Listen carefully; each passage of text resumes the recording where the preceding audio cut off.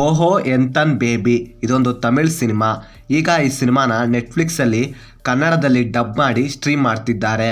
ಇನ್ನು ಈ ಸಿನಿಮಾನ ತಮಿಳ್ ಆ್ಯಕ್ಟರ್ ಆದ ವಿಷ್ಣು ವಿಶಾಲ್ ಅವರು ಈ ಸಿನಿಮಾನ ಪ್ರೊಡ್ಯೂಸ್ ಮಾಡಿ ಒಂದು ವಿಶೇಷ ಪಾತ್ರದಲ್ಲೂ ಕೂಡ ಆ್ಯಕ್ಟ್ ಮಾಡಿದ್ದಾರೆ. ಇನ್ನು ಇವರ ತಮ್ಮನಾದ ರುದ್ರ ಅವರು ಈ ಸಿನಿಮಾದಲ್ಲಿ ಮೈನ್ ಲೀಡ್ ರೋಲಲ್ಲಿ ಆ್ಯಕ್ಟ್ ಮಾಡಿದ್ದಾರೆ. ಇನ್ನು ಈ ಸಿನಿಮಾನ ನಾನು ನೋಡೋಕ್ಕೆ ಮೇನ್ ರೀಸನ್ ಅಂದರೆ ಈ ಸಿನಿಮಾದ ಕೆಲವು ಗ್ಲಿಮ್ಸ್ಗಳು ಸೋಷಿಯಲ್ ಮೀಡಿಯಾದಲ್ಲಿ ಟ್ರೆಂಡಿಂಗ್ನಲ್ಲಿತ್ತು. ಸೊ ಅದನ್ನು ನೋಡಿ ಈ ಸಿನಿಮಾನ ನೋಡಿದೆ. ಇನ್ನು ಸಿನಿಮಾ ನೋಡಿದ್ದಾದ್ಮೇಲೆ ನನಗೆ ಸಿನಿಮಾದಲ್ಲಿ ಏನು ಇಷ್ಟ ಆಯಿತು ಏನು ಕಷ್ಟ ಆಯಿತು ಅಂತ ಕಂಪ್ಲೀಟ್ ಆಗಿ ಈ ವಿಡಿಯೋದಲ್ಲಿ ನೋಡೋಣ. ಇನ್ನು ಸಿನಿಮಾದ ಒನ್ ಲೈನ್ ಸ್ಟೋರಿ ವಿಷಯಕ್ಕೆ ಬರೋದಾದರೆ, ಸಿನಿಮಾದ ಹೀರೋ ಆದ ಅಶ್ವಿನ್ ಒಬ್ಬ ಡೈರೆಕ್ಟರ್ ಆಗಬೇಕು ಅಂತ ಒಬ್ಬ ಆ್ಯಕ್ಟರ್ ಹತ್ರ ಹೋಗ್ಬಿಟ್ಟು ಅಂದರೆ ವಿಷ್ಣು ವಿಶಾಲ್ ಹತ್ರ ಒಂದೆರಡು ಆ್ಯಕ್ಷನ್ ಥ್ರಿಲ್ಲರ್ ಕತೆಗಳನ್ನು ಹೇಳ್ತಾನೆ. ಆದರೆ ಆ ಕತೆಗಳು ವಿಷ್ಣು ವಿಶಾಲ್ಗೆ ಇಷ್ಟ ಆಗೋದಿಲ್ಲ.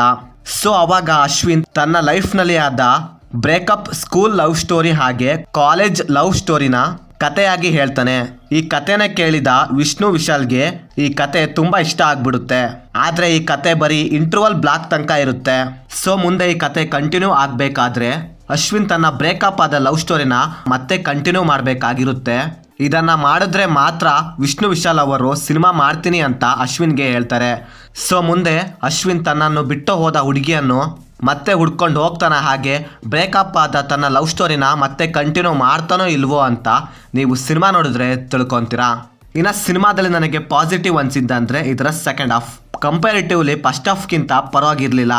ಹಾಗೆ ಸಿನಿಮಾದ ಕಥೆಯಲ್ಲಿದ್ದ ಒಂದೆರಡು ಐಡಿಯಾಗಳು ಯೂನಿಕ್ ಅನಿಸ್ತು. ಹಾಗೆ ಸಿನಿಮಾದ ಸಿನಿಮಾಟೋಗ್ರಫಿ ಹಾಗೆ ಕಲರ್ ಗೈಡಿಂಗ್ ಚೆನ್ನಾಗಿತ್ತು.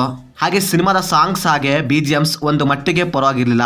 ಇನ್ನು ಸಿನಿಮಾದಲ್ಲಿ ನನಗೆ ನೆಗೆಟಿವ್ ಅನಿಸಿದ್ದಂದರೆ ಸಿನಿಮಾ ಟೆಕ್ನಿಕಲಿ ತುಂಬ ಸ್ಟ್ರಾಂಗ್ ಆಗಿದೆ, ಆದರೆ ಸಿನಿಮಾದ ಕಥೆನೇ ಹೊಸ ರೀತಿಯಾಗಿ ಏನೂ ಕೂಡ ಟ್ರೈ ಮಾಡಿಲ್ಲ. ಸೊ ಅದೇ ಹಳೆ ರೊಟೀನ್ ಸಿನಿಮಾಗಳ ಟೆಂಪ್ಲೇಟ್ನ ಯೂಸ್ ಮಾಡಿದ್ದಾರೆ ಅಷ್ಟೇ. ಸಿನಿಮಾದ ಫಸ್ಟ್ ಹಾಫ್ನಲ್ಲಿ ಬರೋ ಲವ್ ಸ್ಟೋರಿ ಆಗಲಿ ಹಾಗೆ ಫ್ಯಾಮಿಲಿ ಎಮೋಷನ್ ಆಗಲಿ ಎಲ್ಲೂ ಕೂಡ ಕನೆಕ್ಟ್ ಆಗೋದಿಲ್ಲ. ಹಾಗೆ ಸಿನಿಮಾದಲ್ಲಿ ಬರೋ ಕೆಲವೊಂದು ಸೀನ್ಸ್ಗಳು ತುಂಬ ಓವರ್ ಆಯಿತು ಅನಿಸ್ಬಿಡುತ್ತೆ. ಸಿನಿಮಾದ ಕಥೆನ ಇನ್ನೂ ಕೂಡ ಬೆಟರ್ ಆಗಿ ಬರ್ಕೊಂಡಿದ್ರೆ ಇದು ಒಳ್ಳೆ ಸಿನಿಮಾ ಆಗೋದ್ರಲ್ಲಿ ಡೌಟ್ ಇರ್ತಿರ್ಲಿಲ್ಲ.